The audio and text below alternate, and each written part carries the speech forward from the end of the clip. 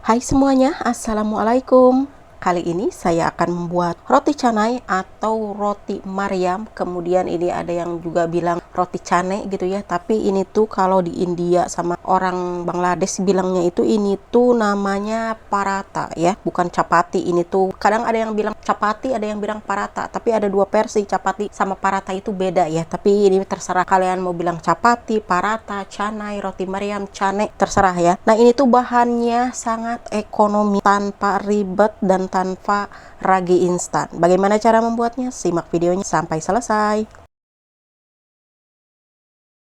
Nah, untuk bahan-bahan di sini ada 500 gram tepung terigu pro tinggi ya. Nah, kemudian saya beri setengah sendok teh garam, lalu 1 butir telur, udah segitu aja. Nah, kemudian untuk cairannya pakai susu cair, dikarenakan saya tuh banyak banget susu cair di rumah. Kalau kalian nggak punya susu cair, boleh diganti dengan susu bubuk. Nah, ini tuh kurang lebih untuk susunya itu 300 ml, bisa kurang bisa lebih ya teman-teman, dikarenakan saya tidak kira-kira, pokoknya saya asal-asal aja ya nyimpennya itu. Jadi buat teman-teman, kalau adonannya itu masih keras, boleh ditambah lagi susunya ya. Kalau tidak punya susu cair, saya bilang ya pakai air biasa, lalu tambahkan susu bubuk aja, kurang lebih 2-3 sendok makan atau 1 bungkus itu susu denko gitu ya. Nah, kemudian untuk mentega di sini saya cuma menggunakan 2 sendok makan yang mucung itu ya. Ini tuh suhu ruang menteganya. Kemudian saya uleni sampai kalis.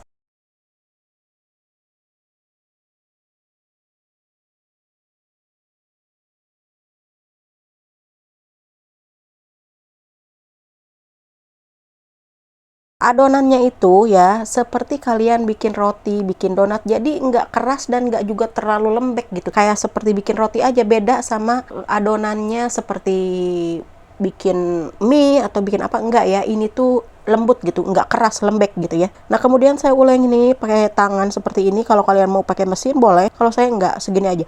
Nah, kalau ini misalkan masih lengket, nggak apa-apa, kalian uleni sampai kalis. Ini tuh akan tidak lengket ya. Kalau memang masih lengket, kalian tambahan mentega gitu ya di tangan kalian, atau cuci tangan kalian dulu, kemudian kalian tangannya itu kasih mentega ataupun minyak, nggak apa-apa ya.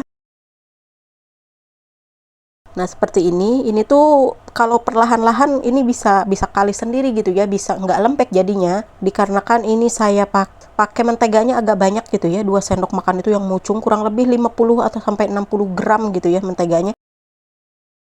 Nah, kalau sudah kalis langsung aja potong, kalian bagi-bagi mau jadi berapa terserah. Kalau di sini saya bikinnya kan gede-gede ya, jadi bikin 8 jadi 8 biji gitu ya, teman-teman.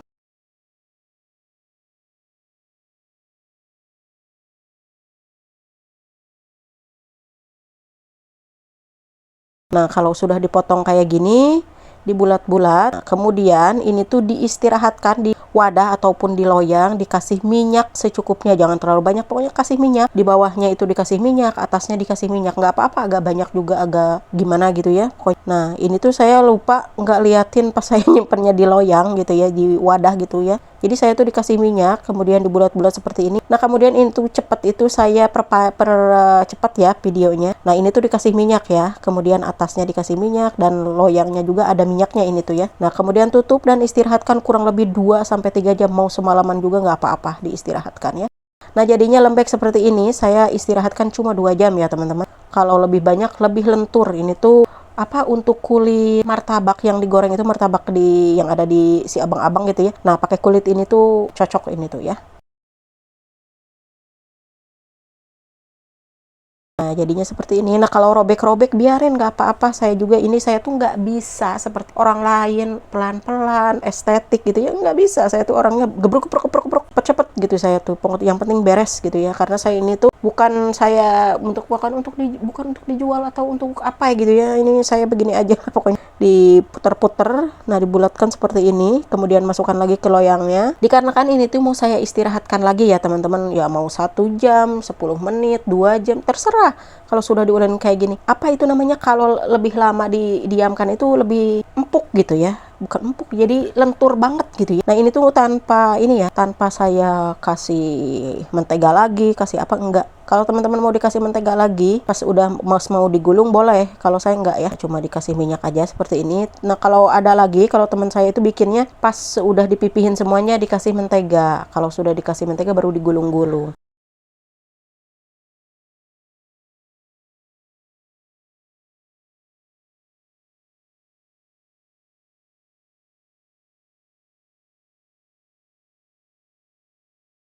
Nah, kemudian ditutup dan istirahatkan lagi kurang lebih 1 jam atau setengah jam, terserah pokoknya ya. Ini juga mau langsung dicetak juga bisa sih sebenarnya, cuma saya mah kan kalau didiemin itu lentur, saya bilang tuh. Jadi seperti ini kalau didiemin dulu ya, jadi lentur banget. Nah, sambil apa ini teh, sambil nyetak satu persatu, jangan lupa panaskan teflonnya terlebih dahulu ya, menggunakan api sedang, jangan sampai api besar gitu ya, nantinya teflonnya gosong.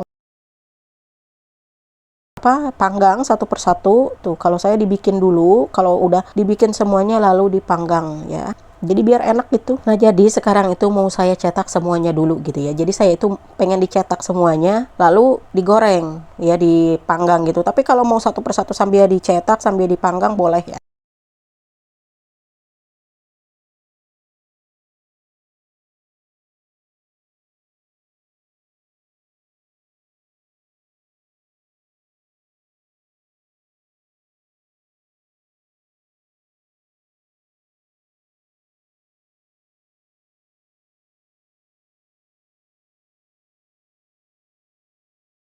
Nah, untuk teflonnya olesi dulu dengan mentega ataupun dengan minyak boleh apa saja. Kalau saya pakai minyak karena kalau mentega suka gancang gosong gitu ya. Nah, seperti ini. Ini teflonnya udah panas ya teman-teman. Jadi usahakan teflonnya harus panas. Nah, kalau udah agak kering sedikit di bawahnya, saya suka balik dulu. Nah, untuk teman-teman ini boleh dioles sekarang pakai minyak goreng ataupun pakai mentega. Boleh ya. Jadi saya tuh lupa tadi tuh videonya nggak saya liatin. Nah, kalau sudah pas udah agak sedikit dingin gitu atau mau panas-panas, nah diginiin biar lentur ya. Jadi ini tuh hasilnya itu paratanya itu atau canainya itu jadi lembut tuh seperti ini. Ini tuh enak banget dicocol sama kuah kari, bikin sandwich keju dicampur sama telur dadar, kemudian dikasih saus. Pokoknya enak banget pokoknya ya teman-teman. Oke, sampai di sini dulu videonya. Semoga bermanfaat. Hatur nuhun. Bye bye.